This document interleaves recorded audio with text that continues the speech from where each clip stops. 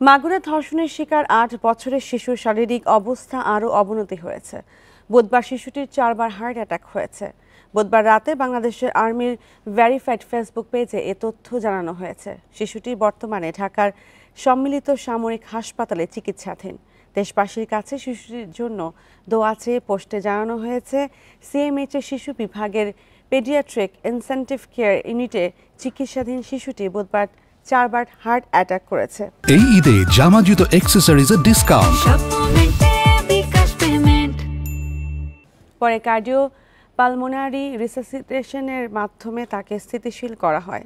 শিশুটির রক্তে লবণের ভারসাম্যহীনতার কারণে ডায়ালাইসিস করা হচ্ছে। পাশাপাশি শিশুটির রক্তচাপ ধীরে ধীরে কমে যাচ্ছে বলেও এতে জানানো হয়েছে।